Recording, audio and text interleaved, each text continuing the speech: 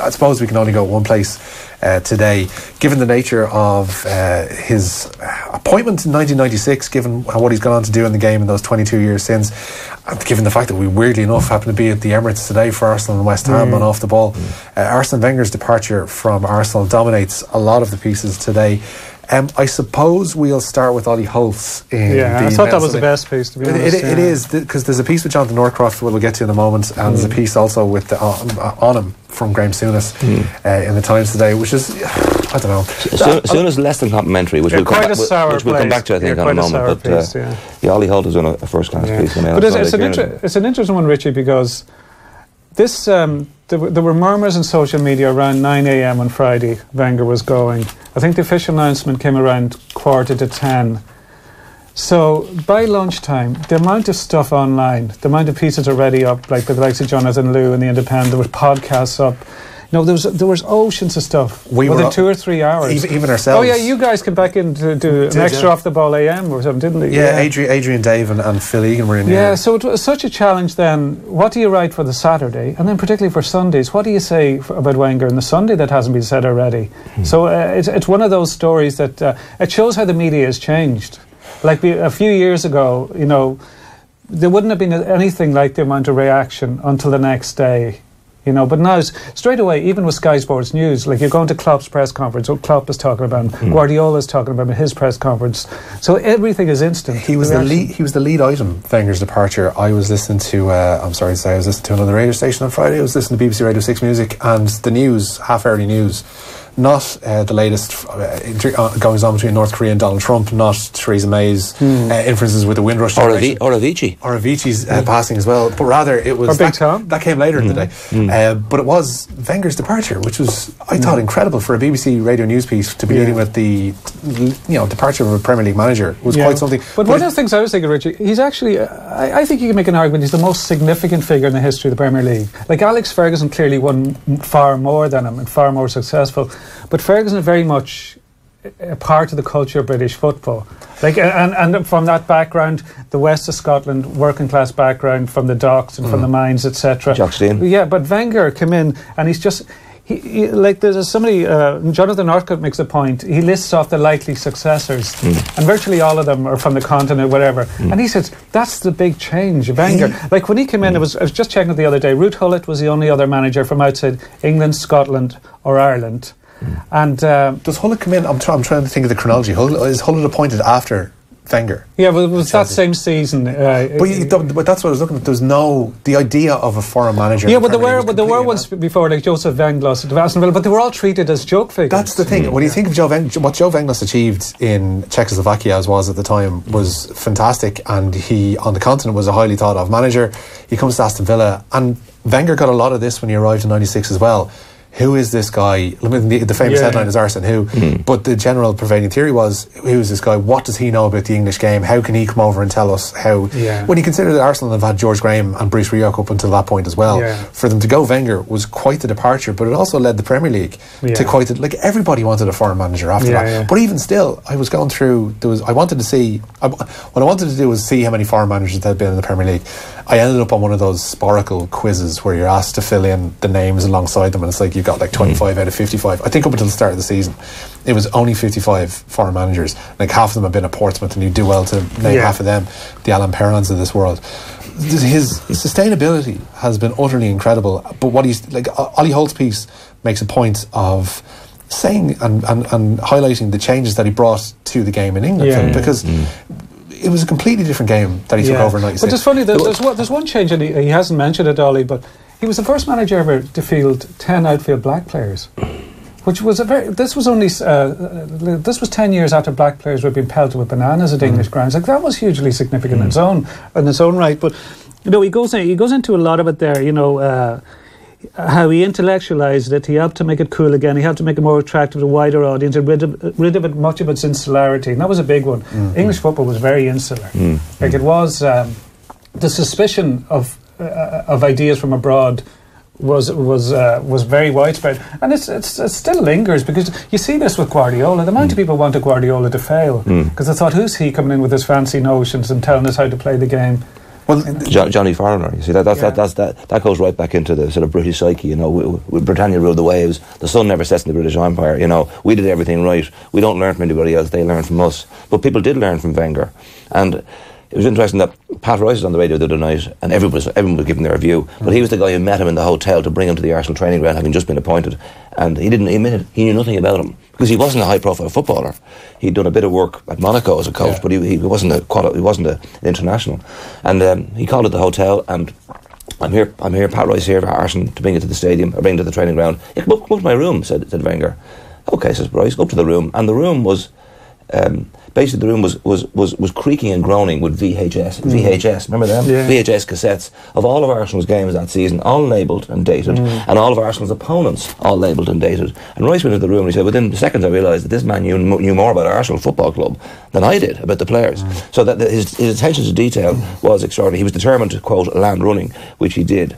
Did he stay too long, though? That's the question. And we might touch upon that later on in another debate. Yeah. I think his body of work, to use that expression, stands up very well. And you're right, he did light the flame for non-nationals, non-English nationals, come into English club management. And the successors here, Enrique, Lowe, Allegri, Vieira, Ancelotti, the candidates, you don't have, the Brian Clough type figures that would have been around when he came in. We'll get to the did he stay too long argument, because I know it's one that Graham Souness peddles today in the Times, and which he says he did, probably rightly so. Yeah. Well, it's good to have a contrasting view. Absolutely, it is, and a lot of the coverage since his announcement is along the negative, because given Arsenal's record over the past number of seasons, the FA Cup's aside, and obviously this year's run to the Europa League semi-finals, it's not been great. Their succession of top four finishes is admirable, and I think history will prove in time that that was an achievement in and of itself. But when we talk about how the foreign manager is still viewed upon with suspicion, like with Ollie's piece and with Northcroft's piece, names that come up time and time again as potential successors are Eddie Howe, Sean Dyche, because of the admirable jobs that they've done in the Premier League to date. And people wondering why wouldn't Eddie Howe be given this job? Why wouldn't Sean Dyche be given this job? The basic fact of the matter is, as I can see it, and this is an outside person looking in, there are better candidates available, and that happens to be how Wenger landed that job in the first place. Yeah, and I think that they were tired of Bruce Bjork had done okay as far as I remember. But he had signed Dennis Bergkamp. He signed Dennis Bergkamp, which doesn't get credit for. But there are other candidates out there that were clearly better in Arsenal at the time under the stewardship of David Dean, and others decided, and Peter Hill-Wood decided that we need to take a bit of a left turn here. We need to try something different. Wenger happened to work brilliantly. Yeah. And it seems as if they want to go the same route again. One of the things that may be scuppering their search for a successor, they want the new manager to be able to bring through youth at the club, which I don't know, if I was an outside manager or an agent looking in, would also translate as the budget ain't that much. You're going to have to do what you have to a degree. But again, there is that view of suspicious glasses that we view the foreign manager still, despite the work that Wenger has done in the league. Yeah. And the other issue is, in one way, it's a very attractive job, because it's a London club and a lot of foreign players want to live in London. They have a magnificent stadium that's been paid for. They have the highest ticket prices in the Premier League, so there's a steady revenue stream. And they've not a bad squad. I know that Arsenal have been really good, but there's a basis of a strong squad there. It needs a lot of work. Yeah, it does need work. But the problem is, at the same time, City are going to improve, Liverpool are going to improve. You would expect Chelsea will kick on again. So, it's going to be very competitive, even if they get into top manager.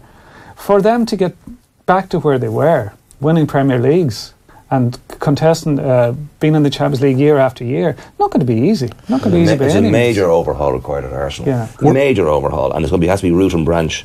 And I think it's going to be several years before they see them challenging again. The team they have at the moment, the players they have at the moment, they're not good enough. I don't think they're good enough in their minds or good enough in their bodies. On that. And I think they're going to go backwards next season. And I think that the guy coming in, actually, it might not be the best job in the world.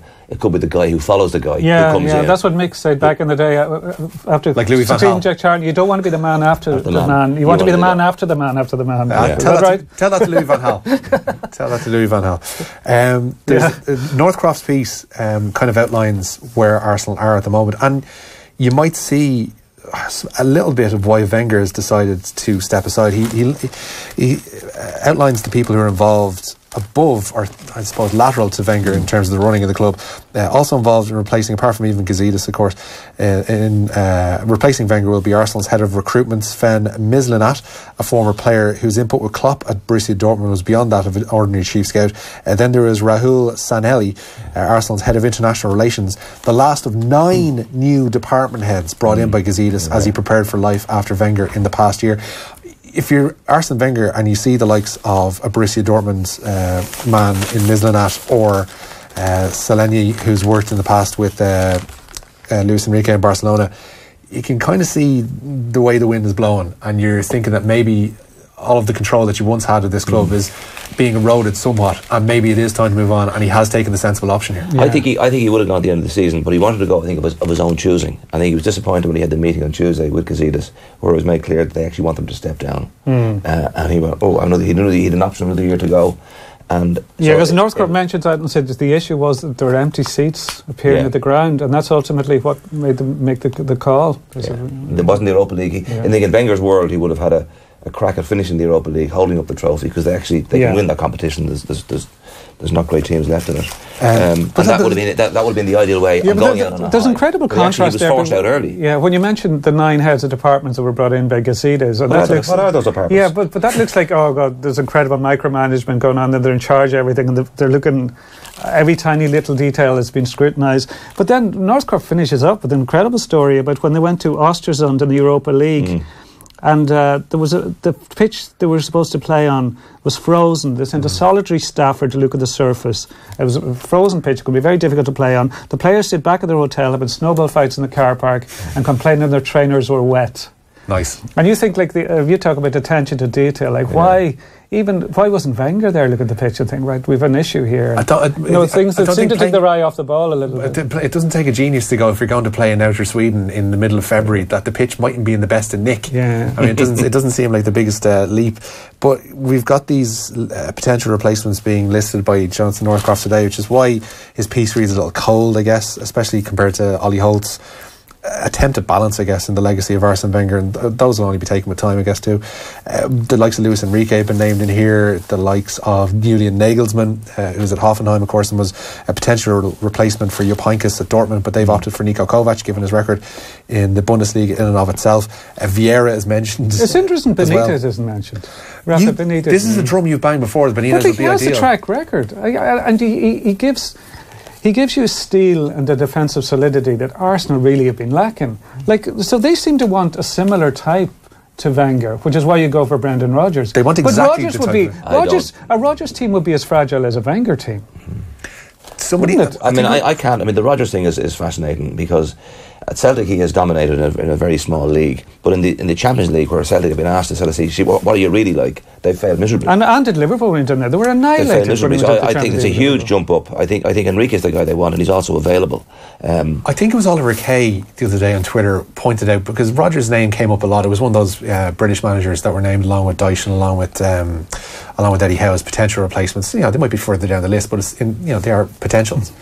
And he pointed out that some may say that Brendan Rodgers failed to win the league with Liverpool in 2014 with this squad, and others might say Brendan Rodgers nearly won the league with Liverpool with this squad. And he had a picture up of the team photo from that year, and the amount of cloggers that are in it was utterly incredible. When you're saying cloggers, you're still at the front three. Sturridge, Suarez and Sterling. Sterling at the moment, who are going really well. You're still at Steven Gerrard. Of course. He fell over on the ball against Chelsea. You had Martin Skirtle scoring 12 goals from centre half or something bizarre. But it was a freakish season. If you've got Martin Skirtle scoring 12 goals, it's not your average season. No, from his first side. But take out the two front, obviously Liverpool have a front three, brilliant front three at the moment. But outside of that, is the current Liverpool team any better than that one? That's an argument probably for another day. Even particularly midfield. Yeah. I have to say, Dyche and Howe, fine jobs that they're doing at smaller clubs. They haven't even managed a Europa League qualifier. I can't see Arsenal going anywhere near that. Big Sean will from next season. If they get, they're on course. They're on course. But let's see how he does in a couple of years' time. But the big names are the guys who've done it at international and club level. Whether it's World Cup winner in Jogi Low, Allegri did a good job at Juventus and a good job. He was the Italian manager as well. But you look at the David Moyes thing. David Moyes is similar, I think, to a Sean Dyche and something. He'd done brilliantly at Everton, but it was just too big for him. The scale, the Arsenal job is a massive job. I think and you need somebody. And again, you're being tasked with being the man after the man. Of course, and that's why I think you do consider somebody like Benitez, because they have dealt with the pressure of massive clubs. Like he's been at Real Madrid, Liverpool, Inter Milan, Chelsea. So I think you're taking a gamble. You're basically taking a punt on somebody who hasn't been in that kind of job. There are Arsenal fans listening to this now or watching this who are, when you mention Benitez's name in connection with Arsenal, they're rolling their eyes and they're saying, no way. Enough, I know quite a few of them. I know quite a few of them say he'd be great for Alan Shearer yesterday on BBC Match of the Day, the Cup semi-final, he made a point. He said, I hope they keep away from Benitez.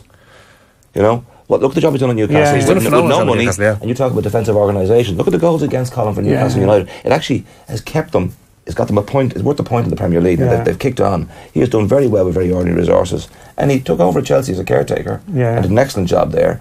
So I don't think Arsenal fans should be too picky or choosy. And even at Real Madrid, when he was sacked, they topped their group comfortably with 16 points. I think there were 2 points off the top of La Liga. I was let go pretty harshly. Zidane came in, and Zidane took all the credit then when his team won the Champions League. Listen, I'm not the person who's poo-pooing your idea of Benitez at Arsenal. I'm merely saying that the same people who flew planes over the Emirates. No, but I think it's more United fans that hate. I think the Arsenal fans would be quite keen on the idea. I'd like to see the Facebook comments or whatever at the moment as they tick up and say no way. There's absolutely no way. It's just a sense I get that Arsenal fans wouldn't be that welcoming. They kind of want. It would seem, given the fact that Wenger's been there 22 years, they want an image of young dynamism, I guess, to come into the club. They want someone like a Luis Enrique to come in. He'd be the ideal candidate. But then beneath that, Massimo Allegri from Juve, he'd be a bit of an unknown quantity. Ancelotti be a bit more pragmatic in terms of his approach. Yeah, Sarri at Napoli, I think, should be in the running. I think he's done a great job. The job he's done in the past 2 seasons has been remarkable there. But the likes of Joachim Low, I don't know what. Plays nice football, but hasn't managed the club for 14 years. So you don't know. He hasn't had to because the German team has been so successful. Yeah, you don't know. It's a very different challenge. You don't know. And Enrique as well. Like Enrique came in.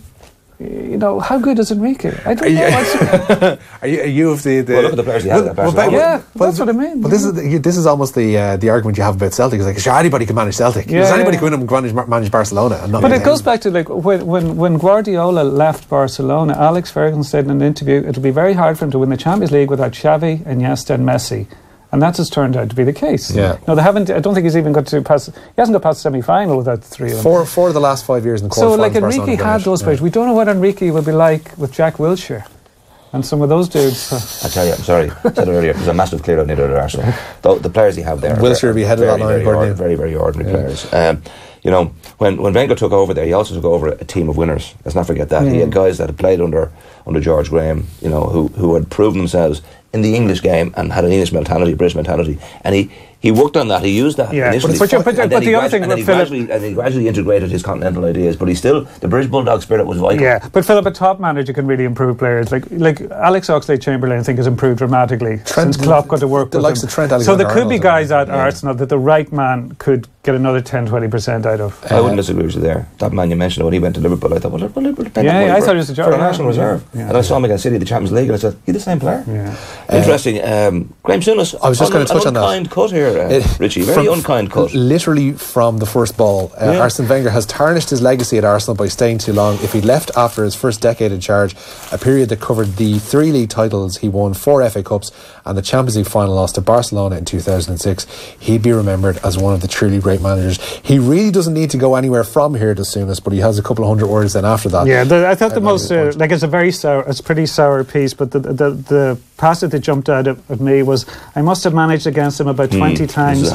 My spells at Southampton, Blackburn and Newcastle overlapped with his at Arsenal. I'd ask him in for a drink after games, but he never came, so I don't know him. On the touchline, he wanted to influence referees as much as he could, like all managers do, whether verbally with gestures. So I love the way it comes down to not going for a glass of Prosecco. I absolutely love that. Going for a glass of red with Graeme Souness is ultimately the litmus test for any Premier League manager, and whether or not they're a good sort. Or not. Souness is hanging himself there, but he says my spells at Southampton, Blackburn and Newcastle. Yeah, you've been through all of those and then disappeared out of the management game while Arsene Wenger is still there and will probably pick up a decent job in the summer. Let's not forget Arsene Wenger. I don't think at PSG, because Thomas Tuchel is somewhere down the line towards being appointed. But he does make a very valid point. He did stay on too long. When would have been a good point to go? Huh? When would have been a good point for Wenger to go?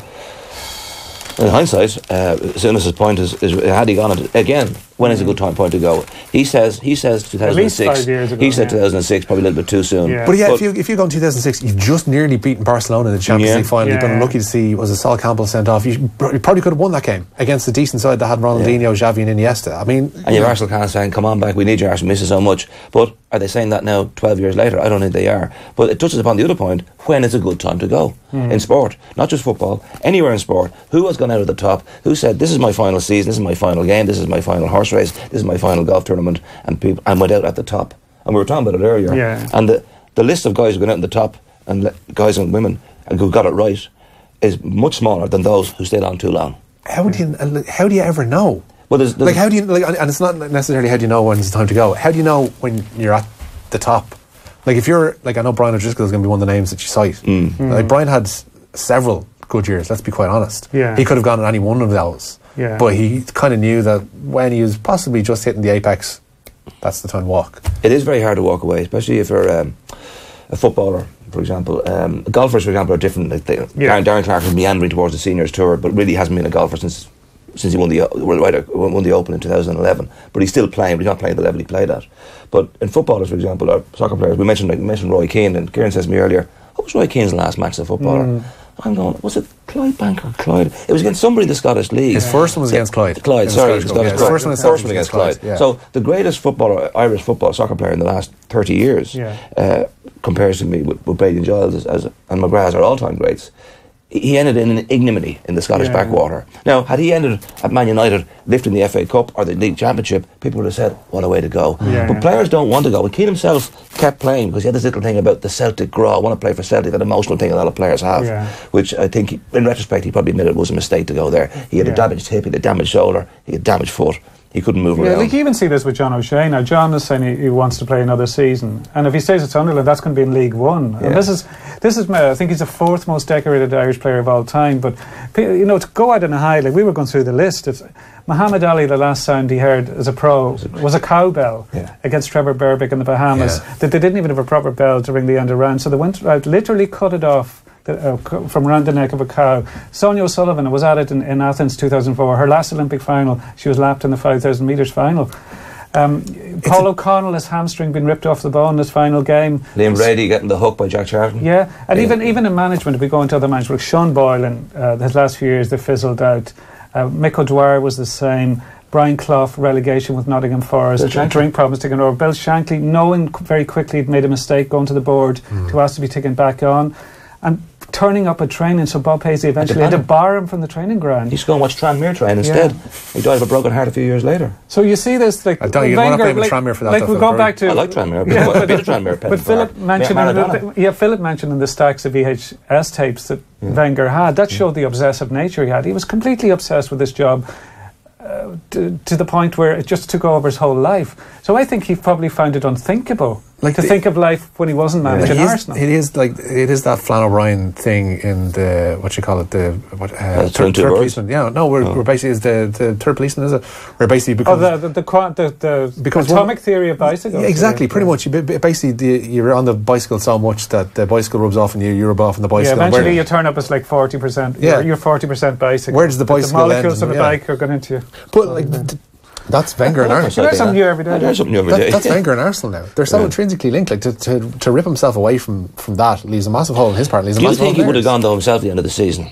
This season, Wenger, he would have chosen himself. This is my last match, my last press conference, Premier League, May 13, or Europa League final, whatever it is. This is my last game. I'm announcing to the media, I'm going. I think so. Do you think he would have liked that? I think Wenger. There's a possibility. I think he probably deserved that. Yeah, he deserved that. But there's a possibility he might have done that. But at the same time, imagine if they'd won. They had won. He hadn't made an announcement. They won the Europa League. He knew he had a Champions League ticket. It's very hard. I would say it'd be very hard for him to just say, "God, I have another crack at the Champions League. Maybe give it another year." And then what happens? We mentioned. We mentioned a guy here at the top. We mentioned Shefflin. He got in at the top, having come back from an injury. Tony McCoy announced live on television after winning a race at Sandown, I think it was Sandown, that he was going to finish at the end of the season.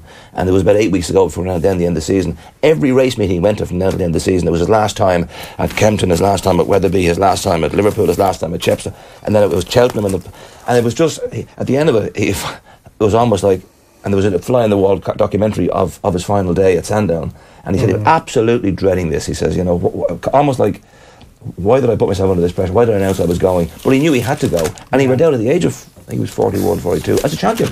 Yeah. He went out at the top. We're now in Difficult to go out at the top. This parade begins today for Wenger, because obviously they've got West Ham at home. West Ham at home. Gazidis talking in his press conference says what he hopes for now is a coming together of the Arsenal family sufficient to douse the pain. West Ham will be a great atmosphere, he said. Thursday versus Atletico Madrid will be electric, and then the Burnley game on May 6th will be a send-off the world will take notice of. Which almost highlights the hypocrisy of the Arsenal fans in the past 2 years, because they haven't been showing up, and that not showing up has led to his departure. Now they're going to show up en masse and be like the last day at Highbury when they're all decked in red and white and everything's a wonderfully choreographed send-off. It's just very odd, and I think in the last couple of years he probably deserved better, but that's the prism of modern football that we look at. We want instant success and constant success, and if it doesn't come, I don't think you're going to see 22 years again, Richie, either. I think you won't see 10 again. You won't see 10.